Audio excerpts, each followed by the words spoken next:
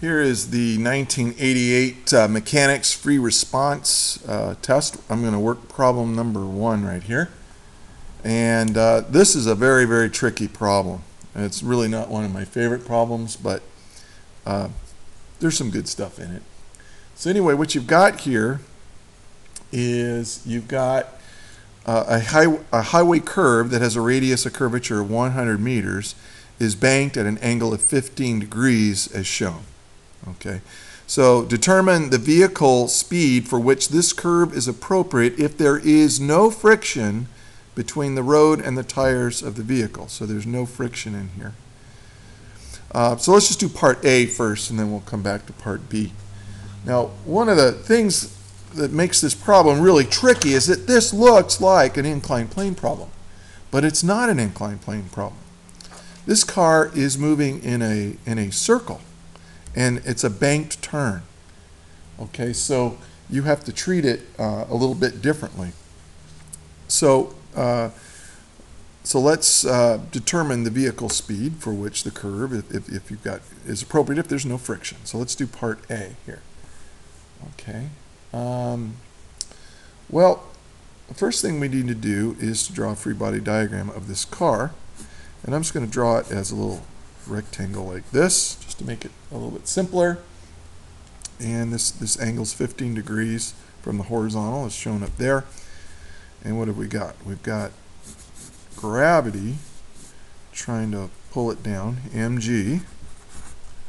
And then we've got a normal force, right, that's perpendicular to the plane, pushing up on it like that. So there's our normal force. Now, if this was an inclined plane problem, the next step would be to set up an x and y axis system, and that would be, where the x-axis would be parallel to the incline and the y-axis would be perpendicular. But here's why this is not an inclined plane problem. In an inclined plane problem, the acceleration is either, if there is any, is going to be up the incline or down the incline. But think about it. This car is coming at us in a circle. Okay, what is the direction of the acceleration? Towards the center of that circle, which is off to the left, off in this direction like that. So what I always suggest you do, if you know the direction of an acceleration, put one of your axes, usually the x, but put one of the axes in that direction. So here's what I'm going to do. I'm going to make the positive x-axis to the left, and I'm going to make the positive y-axis straight up. Okay, just like that. Now, notice what I'm doing. I'm following the procedure here. So now my normal force, actually let me label it on the other side here.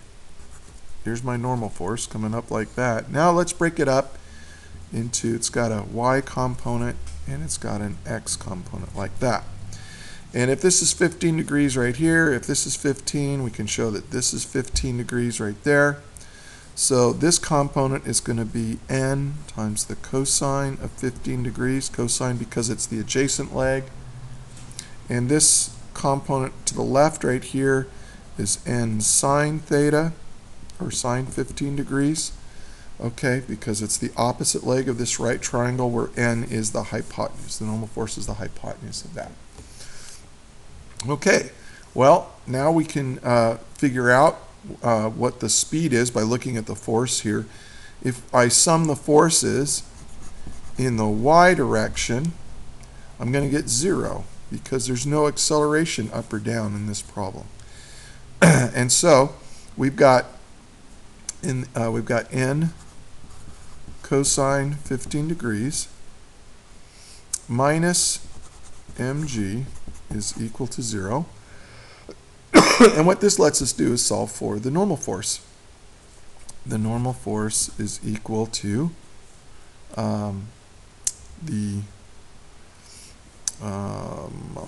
equal to mg divided by the cosine of 15 degrees. And I'm just following the procedure as we've shown in class many times. Now let's sum the forces in the y direction. I'm sorry, in the x direction. Okay. And, well, that's going to be equal to ma, because there is acceleration to the left in this problem. So what is that going to be? Well, there's only one force that's in the direction of the acceleration, and that's n sine 15 degrees is equal to ma. But what kind of acceleration do we have? Well, it says that this car is moving in a circle. And if you're in circular motion, your acceleration is v squared over r, right? It's a centripetal acceleration. Now I can put this in place for n. The normal force is mg over cosine 15 degrees times the sine of 15 degrees, and is equal to mv squared over r. And now I can solve for v, right? Because that's what I want. V is equal to, well, notice that the mass of the car doesn't matter. It will always cancel out. And so I've got g, and sine theta over cosine theta is tangent of 15 degrees times r. And then we're going to take the square root of all that. Excuse me. And so let's go ahead and plug in our values. This is 100 meters, and this is 9.8 meters per second squared, and this is the tangent of 15 degrees.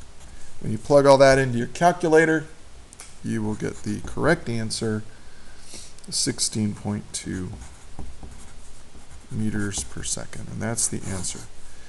So if you want to go around this turn at just the perfect speed so that there's no friction, you know, to the right or left here on this incline, then that's the speed you want to go. Okay, so that's part A.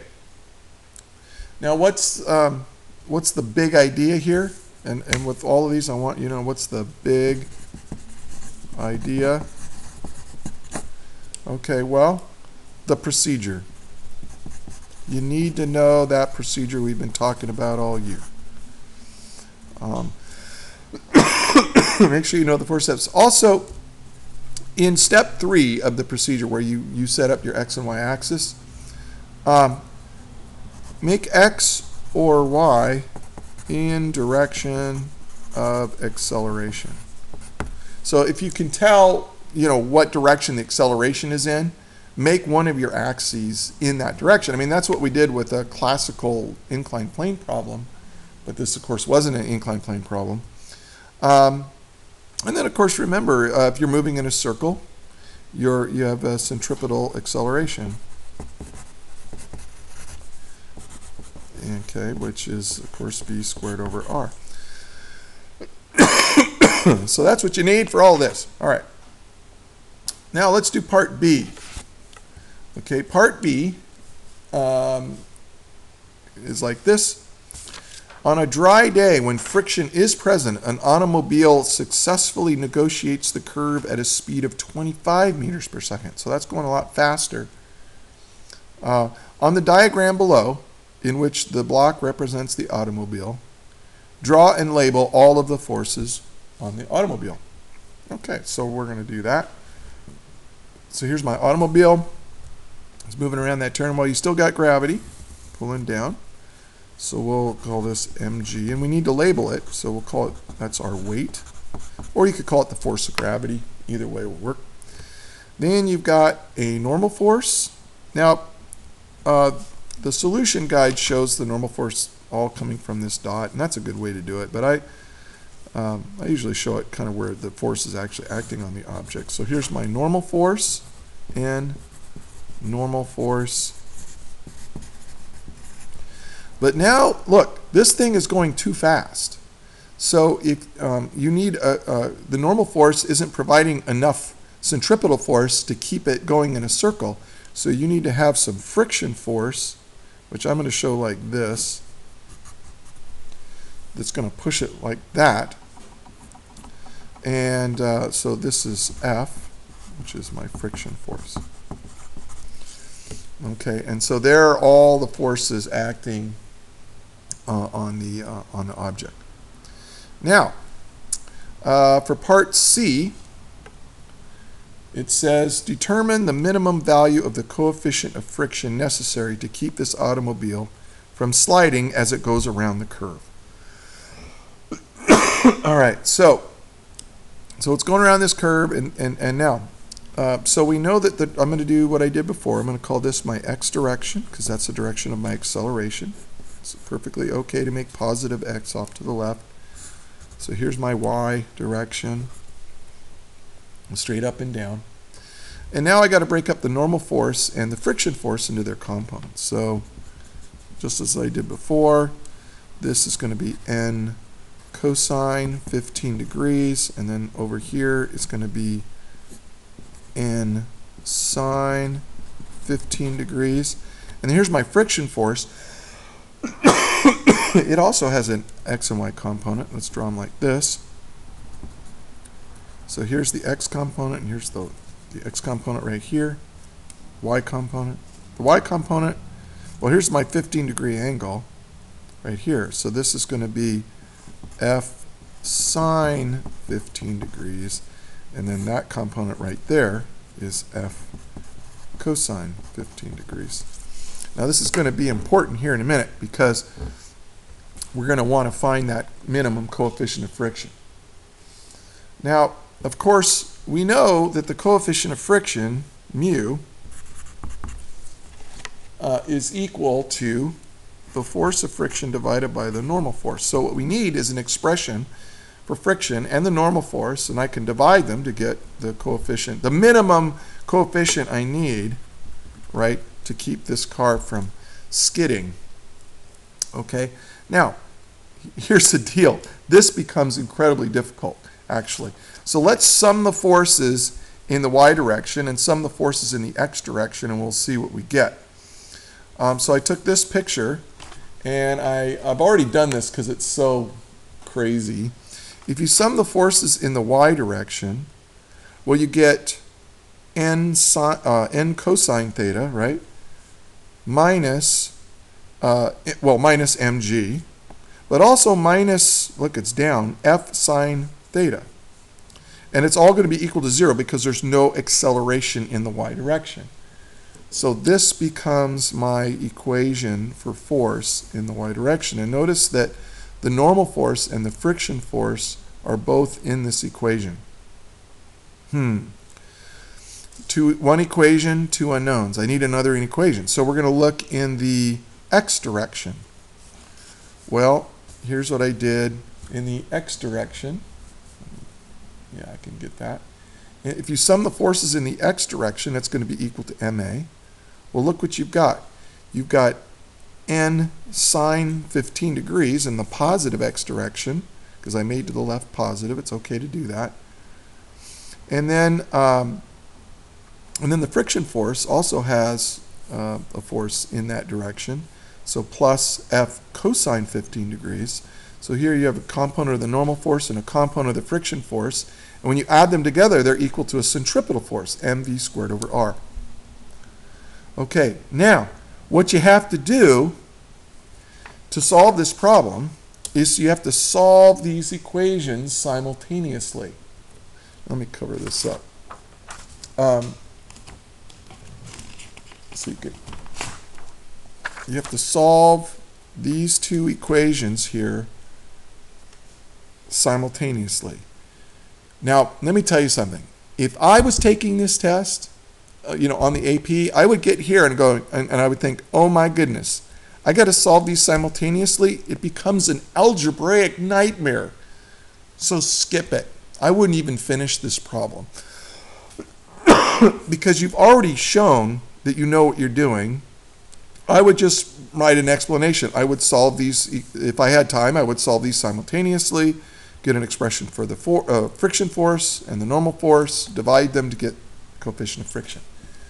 Okay? Well, because you don't have time. You don't have time. Now, what I might do is write that and then go on to the next problem. And if there is time, if you finish the other two problems, you can come back to it. But take a look at all the algebra that has to be done in order to solve this problem.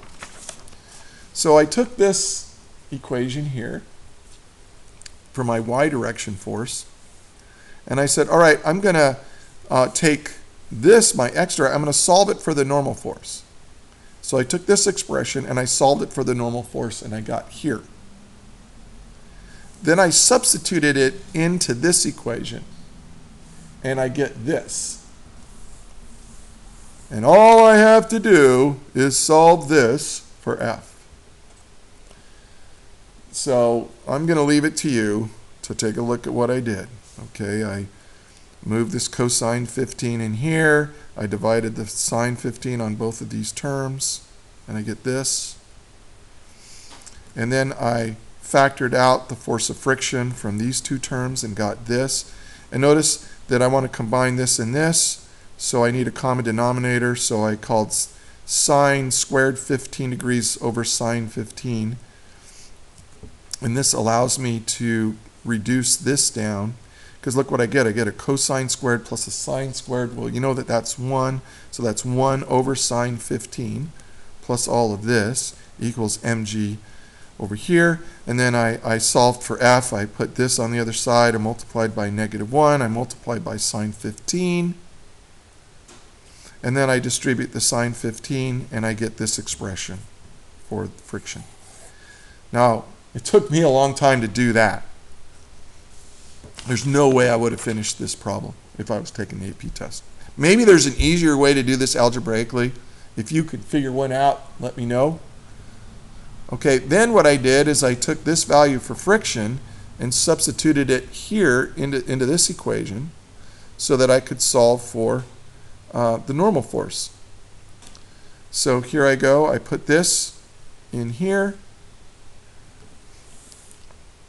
Oh, I'm sorry. Let's see. I put this over in here. Okay. And when you do, you get this. Isn't that lovely? Okay. And then I just divided everything by sine 15 and distributed the cosine 15 into these two terms, and I got this.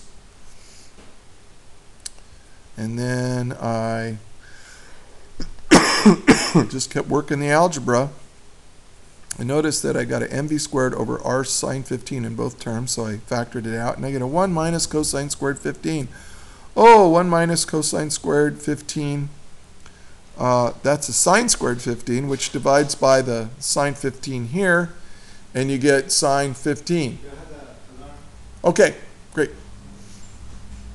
And then I've got this cosine 15, mg cosine 15 over here, and I've got my expression for n. So then I got to come back here and say, okay, mu is equal to f over n. So I plug in my value for my expression for friction here, and for the normal force from here. And then I notice that mass is in every single term, so it cancels out. Mass will always do that with these kind of problems. Then I multiply top and bottom by r to get rid of the r down in this fraction. And this is what it looks like in your solution guide. Now in your solution guide I gave you, or I'm going to give you eventually, they just say solve simultaneously to achieve this. Well, believe me, this took me a long time to do. And then you plug in your value for r, it's 100 meters, and our speed is 25 meters per second. And lo and behold, you get the answer of 0.32. But here's the big picture for this problem. Remember that the AP test is about optimizing your score, not being perfect. If you have time to come back to a problem like this, go ahead. But this, doing all of this algebra, it's not worth the time. So when you get a problem that's becoming algebraically messy, but you've got most of the problems, skip it. Skip it and move on. Because look, you only have about 15 minutes to do a problem like this, because there's 3 problems, right? You got 15 minutes per problem. I knew what I was doing. I knew exactly what I was doing. And this video is already 20 minutes long. So I would just set up the problem, show them that you know what you're doing, but don't get lost in an algebraic mess, because if you just stopped and said, okay, I know this, and I know this, and I know I'm supposed to do this, you tell them, kind of what you would do if you had more time, you're going to get points. I probably got, 11 or 12 out of 15 possible points based even if I didn't do anything that's in here.